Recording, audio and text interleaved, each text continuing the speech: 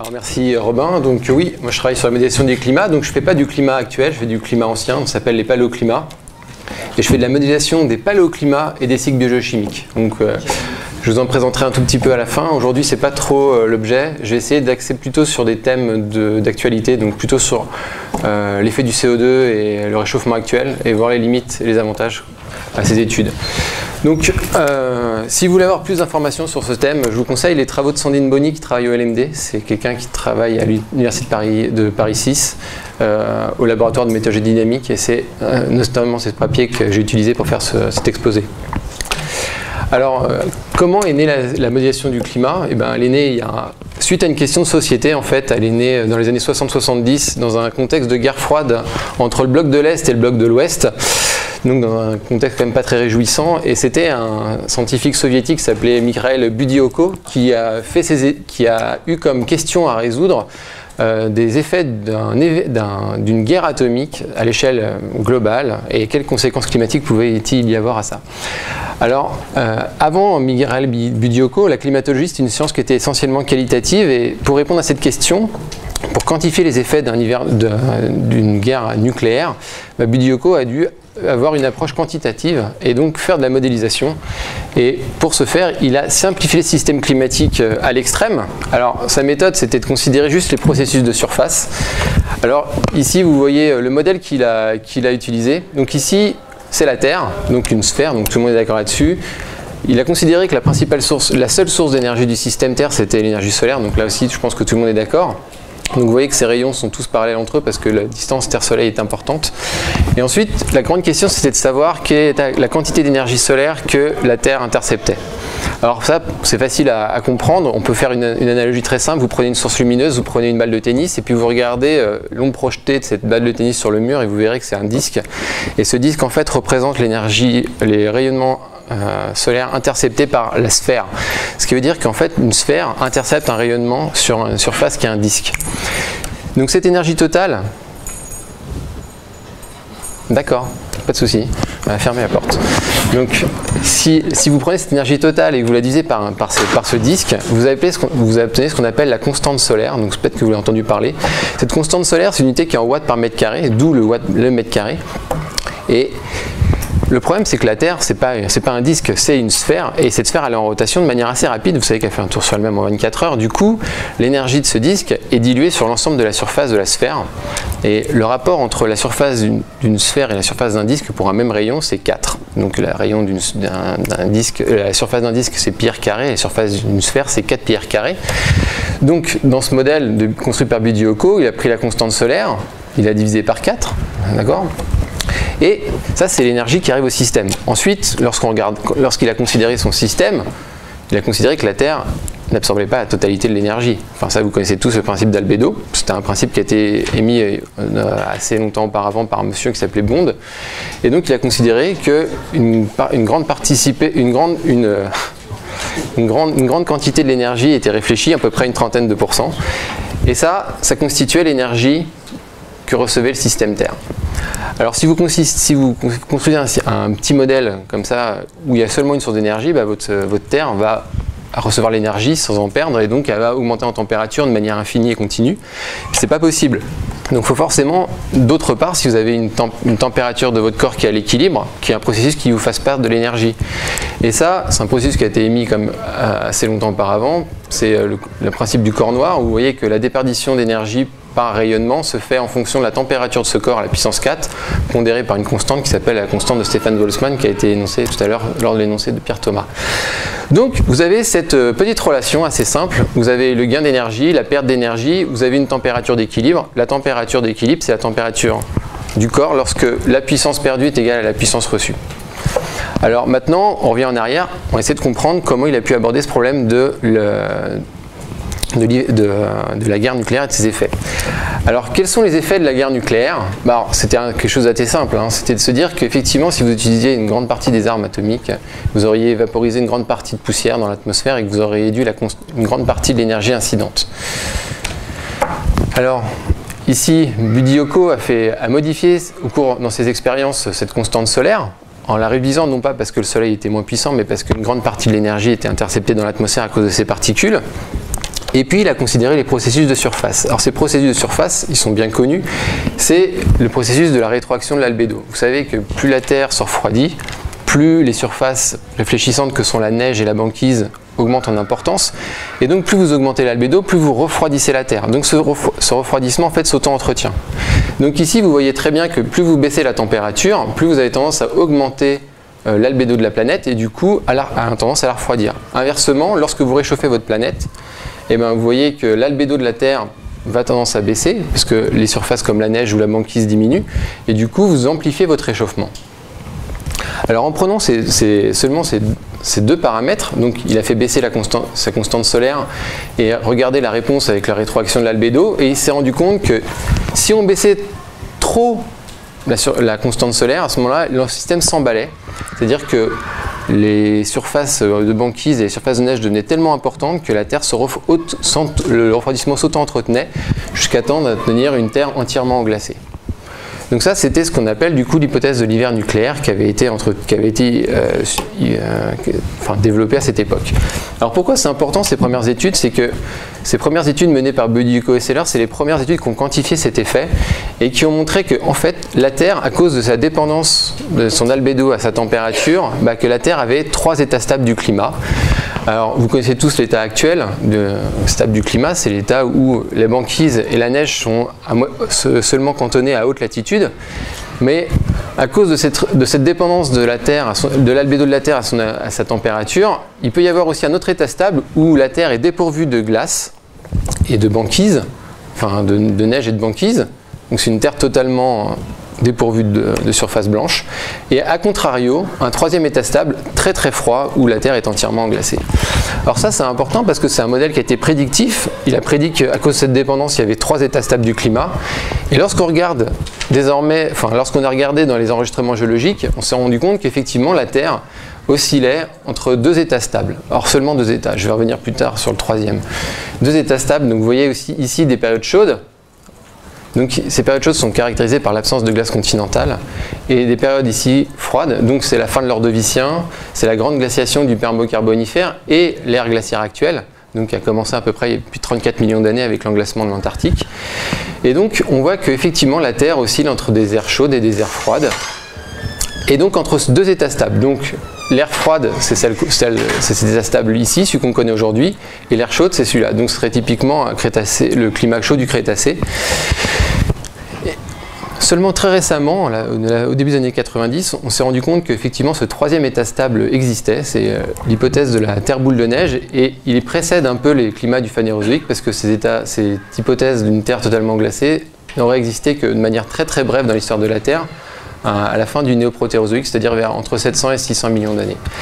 Alors lorsqu'on voit ces états stables du climat, on se rend compte que 3 états stables sont prédits par les modèles, mais vous voyez que ça ne prédit pas du tout, par exemple, leur répartition en temps. On se rend compte que la répartition en temps, elle est très inégale. Il y a 80% du temps où la Terre connaît des périodes chaudes et seulement 20% du temps où la Terre connaît des périodes froides. Donc, en fait, actuellement, dans une période anormalement froide par rapport au climat général de la Terre. Alors, vous gardez ça en tête parce qu'à la fin de l'exposé, j'ai essayé de l'expliquer. Ce qu'il faut voir ici, c'est que la modélisation du climat, dans cette première approche, était répondre à une question de société et par son avantage, c'était son aspect prédictif. Et aujourd'hui, on l'utilise encore beaucoup dans la société, cet aspect prédictif, parce qu'on essaie de savoir quel est l'effet du réchauffement climatique lié à l'augmentation du CO2 par la production de l'homme. Donc, les diapositives suivantes, je vais m'axer là-dessus, c'est savoir ce qu'on peut et ce qu'on ne peut pas dire sur les effets du CO2. Alors les effets du CO2, ils ont été très vite mis en évidence parce que vous savez que depuis la fin des années 50, Keeling à Mauna Loa a monitoré la teneur de CO2 dans l'atmosphère. Et on s'est rendu compte dès les années 70 qu'effectivement le teneur augmentait de manière annuelle. Et ça a poussé l'Académie des sciences américaine, à la fin des années 70, à se poser la question de l'effet de l'augmentation du CO2 en faisant des projections sur l'augmentation future.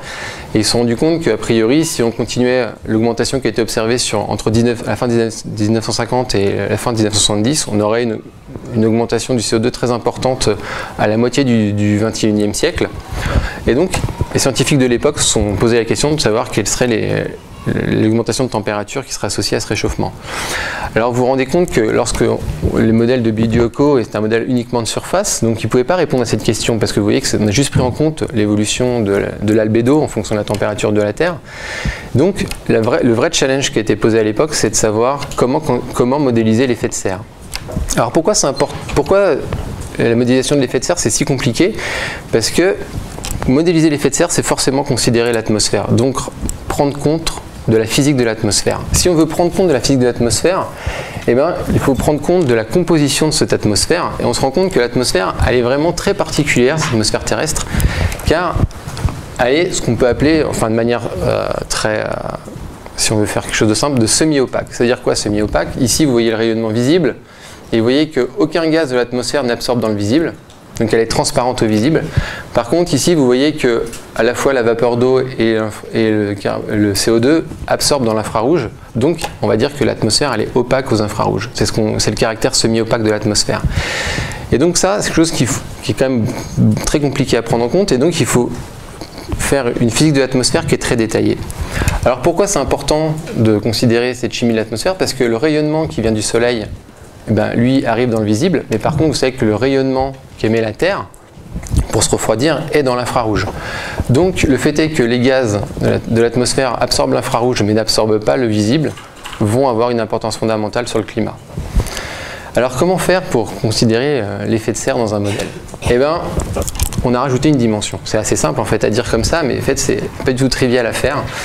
Donc ici vous voyez, alors il faut considérer que l'ensemble de la planète Terre ici a été, ça va ressembler juste à ce petit carré qu'à la base. Vous ne considérez pas toute cette spatialisation qui est un peu jolie mais qui ne sert à rien ici.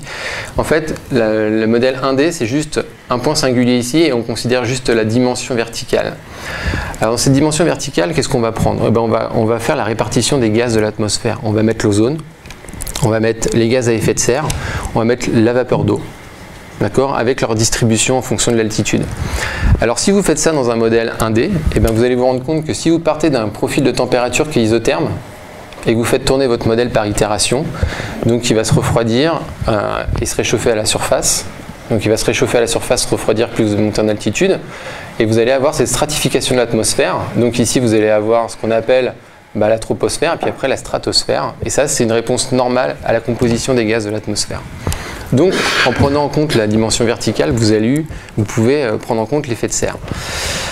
Alors, dans les années 70, donc, on a essayé de quantifier cet effet, et voilà ce que proposent ces modèles. Donc, lorsqu'on prend le modèle 1D que je viens de vous montrer, eh ben, ici, je vous ai mis le doublement. Donc, le doublement de CO2, je vous ai mis la valeur ici, parce que c'est un peu compliqué avec cette formule. Alors, vous voyez que c'est 640 ppm, parce que c'est un doublement par rapport à la valeur de l'époque qui était de 320 ppm.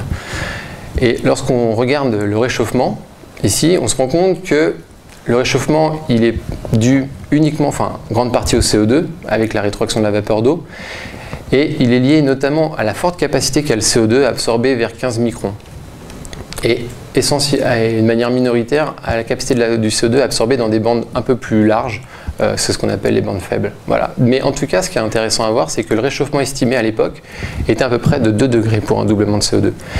Alors ce doublement de CO2, c'est une valeur que je vous montre, c'est juste une simulation, mais d'autres valeurs ont été faites avec des paramétrisations de la rétroaction de la vapeur d'eau un peu différentes, et on se retrouve avec une gamme de réponses entre 2 et 3 degrés. Alors ça, vous allez garder ça en tête, 2 ou 3 degrés, parce que vous allez voir que ça va avoir des implications. Parce qu'aujourd'hui, on n'utilise plus du tout ces modèles 1D pour quantifier l'effet du réchauffement climatique, on utilise des modèles 3D. Alors ces modèles 3D, c'est en fait la combinaison de 2 idées. C'est les idées que je vous ai présentées tout à l'heure, c'est-à-dire comprendre l'évolution du climat à long terme, vers les états stables, mais aussi c'est un ajout de la dynamique de l'atmosphère et de l'océan qui sont plutôt liés, eux, à la prédictivité de la météo. Et à l'époque, on n'avait pas les moyens de calcul pour pouvoir prendre à la fois la physique de l'atmosphère et la dynamique. Et c'est seulement dans les années 80 que les puissances de calcul ont été suffisantes pour pouvoir accomplir cet exploit de combiner la physique et la dynamique dans des modèles qu'ils intégraient dans une dimension spatiale. Alors, je ne vais pas m'apesantir là-dessus, mais en tout cas, ce qu'il faut voir, c'est que ces modèles prennent en compte la physique et la dynamique de l'atmosphère, et vous voyez qu'ils sont spatialisés. Alors ça, c'est le modèle français.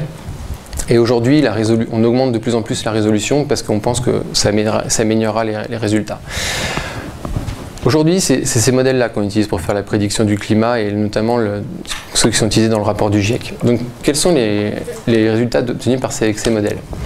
Alors ici, vous connaissez tous ces courbes d'évolution du concentration de CO2 qui sont... Alors, vous voyez, tous ces scénarios sont en fait des projections en fonction des modèles de développement économique et de population sur Terre. On va rester simplement à notre hypothèse qu'on avait vue tout à l'heure, c'est-à-dire le doublement de CO2. Et ces modèles, lorsqu'on regarde le doublement de CO2, en fait, la plupart répondent que la température va augmenter de 2,5 degrés. Alors là, c'est juste la réponse que je vous ai proposée ici, mais lorsqu'on regarde dans le détail, en fait, la réponse, elle est de l'ordre de 2,5 à 4 degrés. Donc ce qui est assez incroyable, c'est que ces modèles très complexes donnent une réponse très similaire aux modèles simples. Alors, d'un côté, alors ça, c'est quelque chose qui est très important, c'est quelque chose qui peut nous dire qu'effectivement, une physique simple reconstruit de manière très simple, mais en tout cas très compréhensible, les phénomènes physiques complexes, comme l'effet de serre, et donc ce qui peut avoir un gain de confiance dans la réponse des modèles. On peut se dire qu'effectivement, comme un processus simple donne la même réponse, on comprend la physique qui est derrière, donc on se dit que la réponse peut être crédible. Maintenant, les limites de cette modélisation, c'est quand on s'interroge sur la spatialisation des réponses. Alors là, je vous ai proposé exactement le même scénario de forçage, c'est-à-dire qu'un doublement de CO2 pour deux modèles français. Donc le modèle de l'IPSL, c'est un modèle qui est à Paris. C'est le modèle de l'Institut Pierre-Simon Laplace. C'est un autre modèle, c'est le modèle du CNRM, c'est le modèle toulousain. Et vous voyez que les réponses spatialisées sont très divergentes. Donc ici, vous voyez des refroidissements, un doublement de CO2, avec des réchauffements qui sont importants ici, alors que dans le modèle de Toulouse, vous voyez qu'il y a des refroidissements ici avec des réchauffements moins importants ici. Pourtant, la réponse pour les deux modèles, en global, c'est à peu près 2 degrés. Alors, on peut se poser la question de pourquoi. Alors, cette question, c'est ces travaux qui ont été développés par Salim Boni pour comprendre la variabilité. Alors là, je vous présente quelque chose qui est sorti très récemment, et c'est pour comprendre justement la source de variabilité dans la réponse des modèles. Donc ici, c'est l'effet de réchauffement lié au nuage. Donc quand c'est rouge, c'est un réchauffement. Quand c'est bleu, c'est un refroidissement. Et par contre, il faut faire attention, c'est pour les précipitations. Lorsque c'est bleu, c'est une augmentation des précipitations. Et lorsque c'est rouge, c'est une réduction des précipitations. Alors, juste pour vous donner, ces réponses en fait ont été faites par un réchauffement de 4 degrés sur des terres qui sont des aquaplanètes. Donc, on s'est affranchi de la distribution des continents, parce qu'on pense que c'est plus simple. Sur ces aquaplanètes, lorsqu'on fait un doublement, lorsqu'on réchauffe la Terre de 4 degrés, on se rend compte que pour certains modèles, on a un réchauffement lié à l'action des nuages et une diminution des précipitations. Et par contre, d'autres modèles dans la même zone prédisent une augmentation de la température à cause de l'effet des nuages, avec cette fois une augmentation des précipitations. Donc on voit que les modèles sont très divergents. Alors, on peut se poser la question de pourquoi les modèles sont divergents. Aujourd'hui, on sait pourquoi les modèles sont divergents. Et on sait la raison qui explique pourquoi, lorsque vous faites les projections des modèles climatiques pour l'évolution de la température dans le futur, il y a des grandes variabilités. C'est lié à la rétroaction entre la convection et les nuages. Alors ici, lorsque vous augmentez la température, vous avez tendance à augmenter l'intensité de la convection, notamment dans la zone équatoriale, c'est ce que je vous ai présenté ici. D'accord ? Et ce qui se passe, c'est que les nuages, c'est des structures très complexes. Ils ont deux effets opposés. Comme ils sont constitués d'eau, ils ont un effet d'amplification de l'effet de serre, mais aussi, comme ils sont blancs, ils ont un effet d'augmentation de l'albédo. Et vous voyez qu'il y a deux effets qui sont opposés. Lorsque vous augmentez les nuages, vous avez tendance à augmenter leur effet d'albédo, donc augmenter la température, augmenter les précipitations et l'évaporation avec une activation de la convection. A contrario, lorsque vous augmentez les nuages, vous pouvez aussi augmenter l'albédo, réduire la température, réduire les précipitations et diminuer la convection. Et vous voyez que c'est des processus qui sont liés à l'action des nuages et en lien avec la convection. Et aujourd'hui, c'est cette action qui explique pourquoi les modèles divergent. Donc, on peut se poser la question de quelle est la validité de ces modèles. On voit qu'en indé et en réponse globale, ils sont bons. Par contre, vous voyez qu'en réponse régionale, ils sont vraiment pas très bons. Et ça, c'est la limite à considérer lorsqu'on fait les extrapolations du climat futur. Tout ce qui est projection avec les réponses régionales sont encore très inféodées à la paramétrisation des phénomènes comme les nuages. Donc, c'est des choses qu'il faut prendre avec beaucoup plus de pincettes que la réponse globale.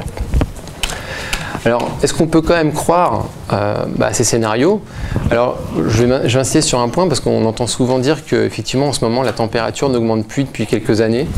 Alors, effectivement, lorsqu'on regarde les crues, ça, c'est les observations. Donc, c'est en noir sur cette courbe. Et là, c'est les modèles, c'est la courbe c'est la courbe marron sur mon écran. Vous voyez qu'effectivement, lorsqu'on regarde entre 2000 et 2010, il y a même l'augmentation de la température n'est pas forcément présente, effectivement, malgré qu'elle soit plus chaude que les années entre 1960 et 1980 qui a servi de référence, 1950 et 80 qui a servi de référence. On peut se poser la raison de pourquoi. Parce que si vous regardez l'effet du CO2, qui est le CO2 anthropique ici, on voit que son effet augmente. Et donc, si le CO2 était le seul élément qui permet de contrôler la température en ce moment, effectivement, on devrait avoir une augmentation graduelle de la température, même très faible. Et ce n'est pas le cas, c'est ce que montrent les données. Alors, comment l'expliquer? Eh bien, ça, c'est lié effectivement à l'action du Soleil, qui est une action qui est en fait très minime, mais qui, vous voyez, il y a des cycles solaires qui sont une durée de 11 ans et qui a des périodes de forte activité, des plus faibles activités.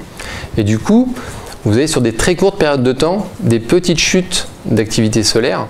Et ça permet pendant un certain temps, notamment ici, vous avez vu qu'entre 2000 et 2010, il y a un cycle anormalement faible du Soleil, ce qui explique pourquoi l'augmentation du CO2, son effet en température, a été compensée par cette minimum bas de l'irradiance solaire. Sauf que, à ces gens qui disent qu'effectivement, actuellement, la température n'augmente pas, on voit que la différence du Soleil qui est autour d'une qui oscille autour d'une moyenne, et l'effet du CO2 est cumulatif. Donc l'évolution du CO2, s'il continue, il aura forcément une évolution qui va faire augmenter la température au cours du temps. Donc ce qu'il faut garder en tête aujourd'hui, c'est que effectivement le CO2, c'est ce qui explique l'augmentation depuis des dizaines d'années du climat de la Terre. Sur des petites échelles de temps, grâce au modèle, on peut quantifier leurs effets et on se rend compte que sur des faibles périodes de temps, effectivement, il peut y avoir des processus qui peuvent compenser l'effet de l'augmentation du CO2 parce qu'on n'augmente que quelques ppm le CO2 par an, donc ça ne va pas faire un effet incroyable. Mais qu'à long terme, comme le CO2 a un effet cumulatif, c'est lui qui va se manifester. Donc, on peut garder en tête que l'effet du CO2 est quand même prépondérant. Alors, si autre facteur pour expliquer la variabilité entre ces résultats qui étaient présentés ici et donc notre raison pour expliquer la variabilité des résultats présentés ici et ce qui est en cours de développement actuellement, c'est que vous voyez que je vous ai dit tout à l'heure que ce qui était la source de grande variabilité dans les modèles, c'était le lien entre la convection et les nuages. Et vous voyez ici que la convection et la formation des nuages, c'est des phénomènes qui sont de très petite échelle géographique. Et vous voyez qu'actuellement, les modèles, ils n'ont pas du tout la résolution spatiale pour prendre en compte ces processus. Donc, ces processus ne sont pas pris en compte physiquement, ils sont ce qu'on appelle paramétrisés. Et c'est cette paramétrisation qui est la source d'erreur. C'est pour ça que depuis des dizaines d'années, en fait, on augmente la résolution des modèles pour pouvoir atteindre un niveau où chaque maille du modèle pourra prendre en compte des phénomènes de très petite échelle et donc on pourra prendre en compte localement la formation des nuages et la formation en lien avec la convection. Donc, j'espère que j'ai été clair sur ce point. Donc, ce qu'il faut garder en tête sur l'avantage de la modélisation climatique, c'est qu'effectivement, ça ne représente jamais une réalité, la modélisation climatique. Ça permet de quantifier les processus, d'accord, et c'est un aspect prédictif. Sauf que ce que vous allez obtenir après, grâce à cette modulation, ce n'est pas une réalité, c'est juste la quantification des processus que vous avez mis dedans. Alors l'intérêt de ça, c'est qu'effectivement, on peut regarder l'évolution de la température en lien avec le CO2 et les rétroactions, mais aussi on peut explorer l'évolution du climat dans le passé ou sur d'autres planètes, parce que les processus physiques sont les mêmes. Donc actuellement, le grand débat, c'est lorsqu'on vous parle de l'habitabilité des planètes, c'est de voir si les modèles climatiques prévoient de l'eau liquide ou la fourchette de vapeur d'eau sur ces planètes. Moi, je vais m'intéresser à quelque chose d'un peu plus prosaïque, c'est-à-dire juste l'évolution des paléoclimats. Il me reste combien de temps? 5 minutes. Moi, je vais faire très vite alors. Alors, vous vous rappelez des 3 états stables du climat, et vous vous rappelez que le modèle de Buddy-Ocon expliquait l'exoccurrence de ces 3 états stables, mais sans expliquer pourquoi il y avait 80% du temps où la Terre était à l'état chaud et 20% du temps où la Terre était dans une ère froide. Eh bien, on peut expliquer l'existence de ces aires froides à cause de la teneur en CO2. Et ça, c'est quelque chose, une courbe que vous voyez très souvent dans les livres du lycée, je crois. Et ça, c'est le modèle géocarbe. Alors, je vais essayer de décortiquer ce qu'il y a derrière ce modèle géocarbe. Alors, ce modèle géocarbe, il se base sur un principe qui est la rétroaction entre le climat et le cycle du carbone. Donc, le cycle du carbone, c'est ce qui va contrôler la variation de CO2 au cours du temps. D'accord? Et le principe de GeoCarb, c'est de se dire qu'à longue échelle de temps, seules les sources inorganiques du carbone vont être importantes. Alors les sources inorganiques du carbone, c'est le volcanisme. D'accord? Donc le volcanisme va amener du carbone dans l'atmosphère. Quel est le puits de carbone à long terme? Eh bien, le puits de carbone à long terme, c'est l'altération des silicates associée à la précipitation des carbonates. Donc ça, je ne peux pas trop rentrer dans le détail, mais c'est un puits qui a été développé en 80 par Walker et collaborateurs. Et alors, ce qui est important de voir, c'est que le volcanisme est quelque chose qui est indépendant du climat, alors que l'altération des silicates couplée à la précipitation des carbonates, c'est quelque chose qui est dépendant du climat.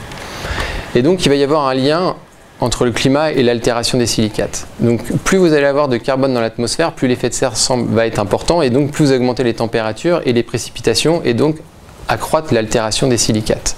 D'accord? C'est là-dessus que repose le principe de Berner, le modèle de GeoCarb. Donc c'est pour ça que le modèle GeoCarb dit que le volcanisme est égal à l'altération des silicates à l'équilibre. C'est-à-dire que si votre pression partielle de CO2 ne bouge pas, c'est que le volcanisme est compensé par la consommation de carbone liée à l'altération des silicates. Ce volcanisme, bon, c'est une fonction que vous pouvez contraindre grâce à des données géologiques a priori, donc ça c'est l'indice de Gaffin, mais il y a plein d'autres courbes. En tout cas l'indice de Gaffin, c'est ce qu'utilise essentiellement le modèle GeoCarb. Et l'altération des silicates, ça va être juste l'altération va être dépendante du ruissellement et de la température. D'accord? Donc ici, vous voyez que l'altération est dépendante du ruissellement et de la température. Et que si vous prenez et que la température elle-même, ici, va être dépendante de la teneur en CO2 de l'atmosphère. Donc si vous prenez ces équations et que vous les mettez toutes ensemble, vous allez avoir le volcanisme qui est dépendant en fait d'une seule inconnue qui est la pression partielle de CO2. Donc il vous suffit juste d'extraire la pression partielle de CO2 de cette équation pour reconstruire le climat. Et c'est ce que fait le modèle GeoCarb.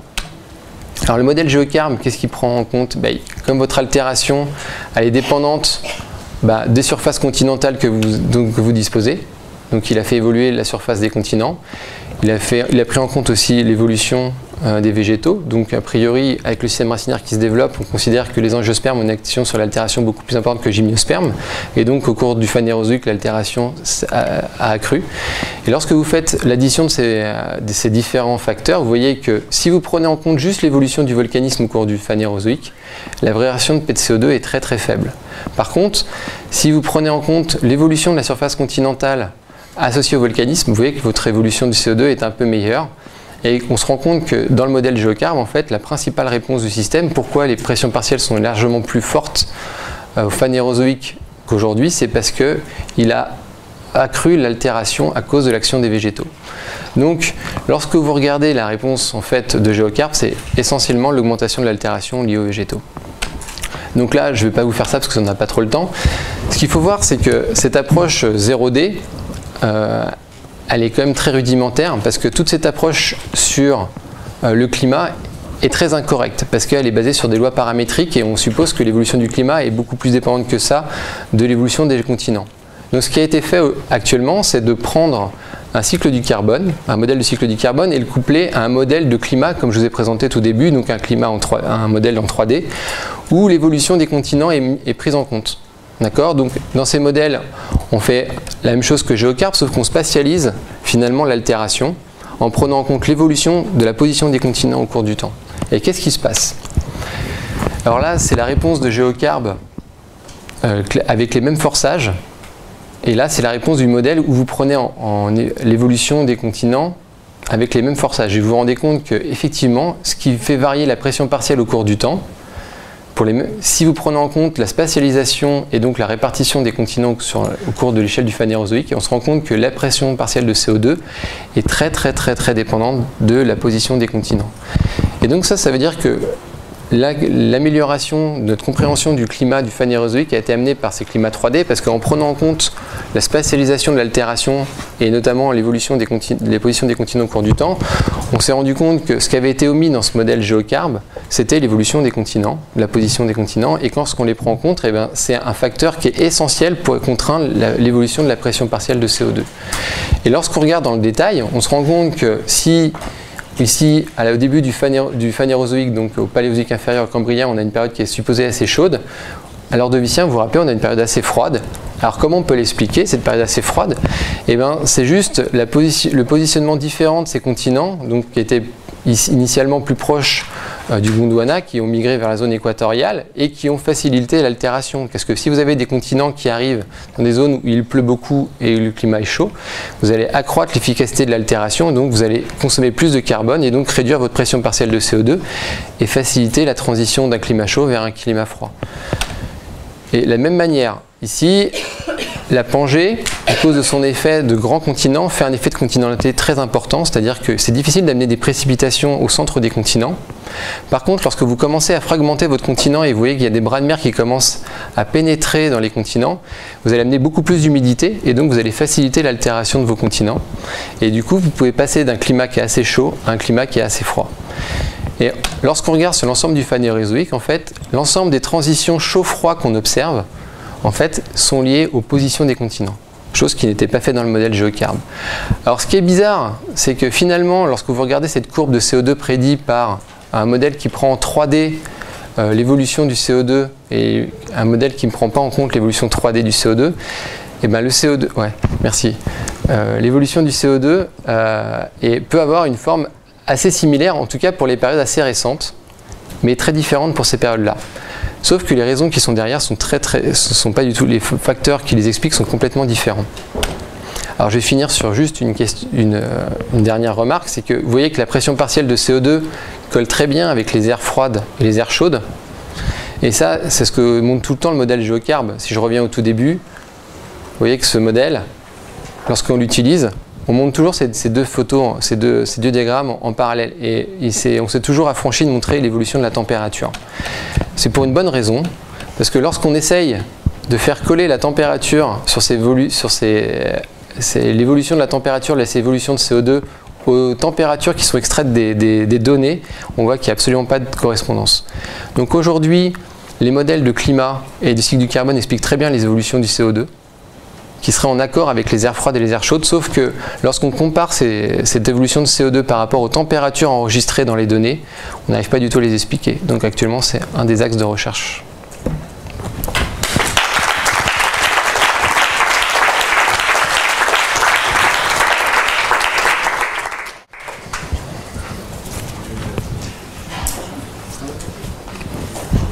Première question.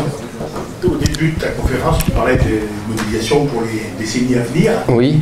Si on teste les différents modèles qui sont très contradictoires les uns avec les autres, avec le climat qui ont du siècle dernier, on a la situation en 1900, on a le CO2 en 1900, on a la température en 1900. Est-ce qu'on peut prédire le climat de 2013?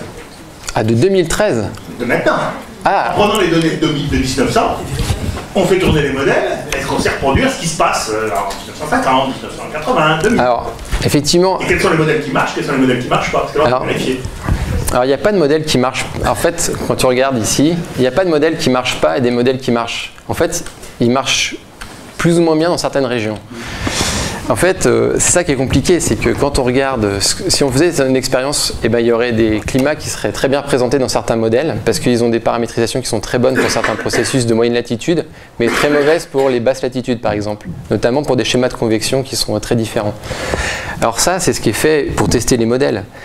Alors, ici, quand tu regardes pour le climat actuel, on voit des différences, mais ce qu'il faut voir, c'est que les modèles sont développés sur les climats proches de l'actuel. Donc les réponses qu'on a pour des climats proches de l'actuel sont assez bonnes.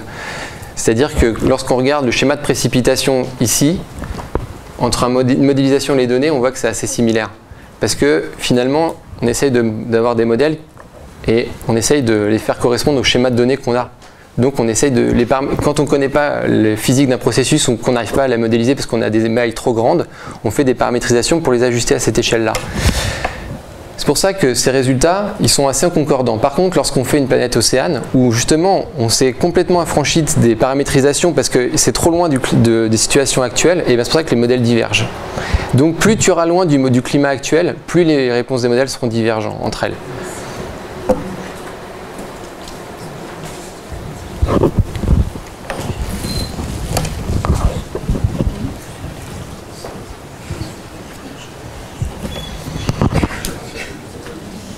Bonjour. Un petit problème sur les modèles 3D ou 1D.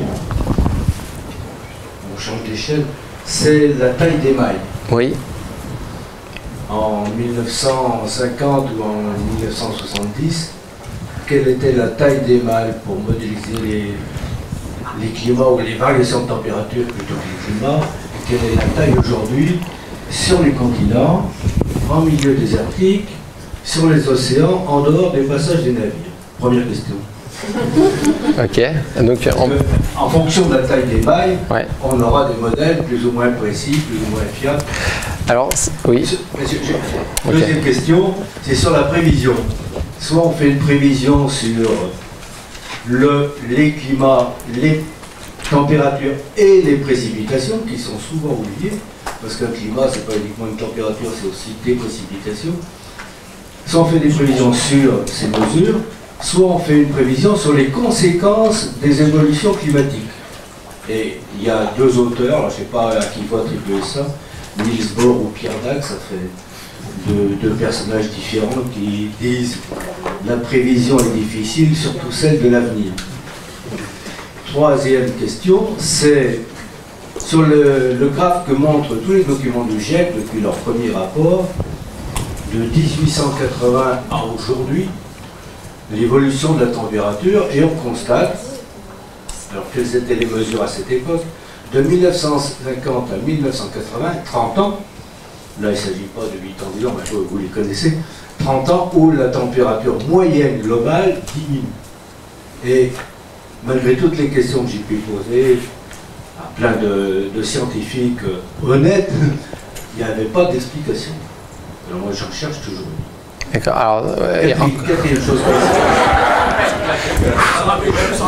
C'est le CO2. Non mais le CO2, c'est l'équivalent CO2. On met le méthane à l'intérieur. Non.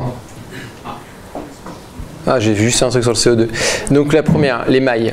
Donc les mailles, en gros, il y a, on va dire, il y a 20 ans, les mailles, sans trop me tromper, ça va être au moins 1000 km, 1000 km. Maintenant, on arrive à rentrer en dessous de 50 km. Voilà, j'espère que c'est simple. Après, les mailles ne sont pas régulières. C'est-à-dire que vous pouvez avoir une meilleure résolution à l'équateur et une plus faible à haute latitude, mais ça dépend des projections. Donc c'est un peu technique, mais selon des modèles, soit ils prennent un maillage régulier ou irrégulier. Mais en tout cas, on augmente la résolution. Sauf que ce qui est paradoxal, c'est que plus vous augmentez plus vous diminuez la taille de vos mailles, en fait, plus vous voulez prendre de processus physiques dans vos mailles, et en fait, vous vous rendez compte que ce que vous paramétrisiez avant, vous arrivez à le rendre physique, sauf qu'il y a d'autres processus qui étaient à l'intérieur de ce processus physique que vous ne preniez pas en compte, il faut le paramétriser à son tour. Et du coup, c'est une course à la paramétrisation, donc c'est pas sûr que l'augmentation de la résolution soit une solution. La deuxième question, je ne l'ai absolument pas comprise.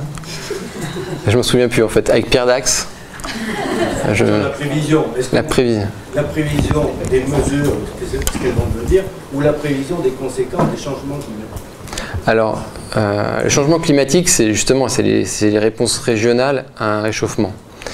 Là-dessus, si vous êtes proche d'un climat actuel, déjà, faut l'intégrer sur du temps. En fait, le problème, c'est que tous les climats actuels, en fait, ils sont pas à l'équilibre. Et c'est ça qui est extrêmement difficile. Donc, je vous dirais qu'une réponse globale, vous pouvez vous fier. Les réponses régionales, c'est à prendre avec des pincettes. La seule chose sur laquelle vous pouvez avoir une réponse, c'est que si vous prenez par exemple une variété de modèles et que vous obteniez toujours un invariant.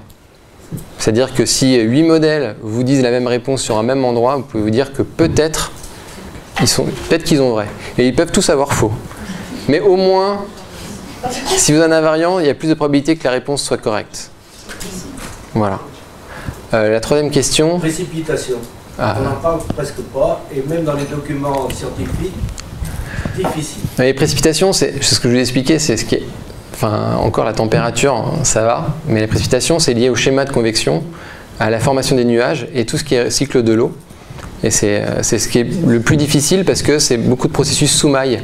Parce que la formation des nuages, c'est quelque chose qu'on peut pas... Enfin, si vous avez une maille de 300 km, vous n'avez pas un nuage sur 300 km. Donc il y a des espaces sans nuages avec nuages, avec des épaisseurs de nuages différentes. Donc non, la précipitation, c'est ce qui est le plus délicat. Troisième question. Quatrième. Le CH4. Non, ce que je vous ai montré, c'est pas, je ne vous l'ai pas montré avec le CH4. C'était que le CO2. Le CH4, c'est... beaucoup de gens en parlent, mais il faut voir que le CH4, son effet radiatif, il est important à petite teneur, mais le fait de l'augmenter ne va pas avoir une augmentation extrêmement forte. Voilà. Si vous l'augmentez de 1 à 2, en fait, l'effet du CO2, c'est un effet logarithmique pour le CO2. Donc si vous l'augmentez, vous allez avoir un effet important. Le CH4, une petite teneur de CH4 a un effet important. Sauf que si vous augmentez beaucoup le CH4, vous verrez que la tendance du forçage radiatif du CH4 est beaucoup plus plate. Donc si vous augmentez beaucoup le CH4, la réponse finalement ne sera pas aussi forte que le CO2. Bon, je pourrais vous expliquer plus en détail tout à l'heure si vous voulez. Une autre question? Bah oui.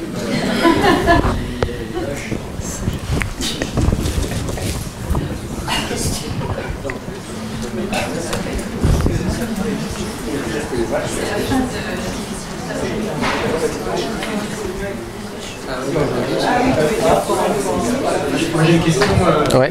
c'est par rapport au programme de Terminal S, la question du climat. Et là, on se rend bien compte à travers ta présentation que les modèles climatiques prennent en compte un nombre de facteurs assez importants. Enfin, les premiers modèles que vous expliquez, c'était assez simple. Et ensuite, dès qu'on spatialise, on prend différents facteurs, ça complexifie beaucoup. Comment pouvoir appréhender simplement, est-ce qu'à ton avis, il faut en rester au modèle 1970 parce que finalement, comment appréhender les modèles type Berner et qui sont assez imparfaits de ce que tu as expliqué? Alors, voilà une petite question sur la... Il y a deux types de modèles. Si tu veux faire un truc simple, je pense qu'il faut voir que déjà, il faut s'intéresser aux états stables du climat. Parce que c'est ce qui est... Ça, c'est vraiment le plus simple. S'intéresser aux états transitoires comme on le fait aujourd'hui, c'est très compliqué. On ne peut pas le faire avec des modèles simples. Un état stable du climat, ce qu'a fait Budioko dans les années 60, tu peux le faire avec Excel, donc c'est facile à faire. Ça, tu peux calculer la température d'équilibre de la Terre. Après, Berner, c'est très paramétrique. Et actuellement, malgré que ce soit très paramétrique, finalement, tu te rends compte qu'il a réussi à prendre des grands facteurs en compte, sauf la paléogéographie qui semble être le principal.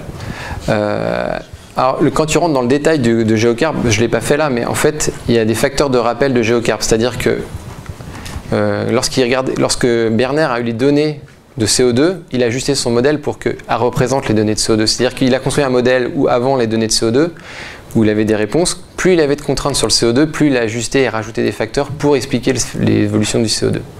Donc il a fait des retours a priori et posteriori. Alors ça, je pense que c'est pas vraiment appréhendable à l'échelle du lycée, ça. Enfin, ça me semble compliqué. Ouais, super compliqué même. Merci beaucoup.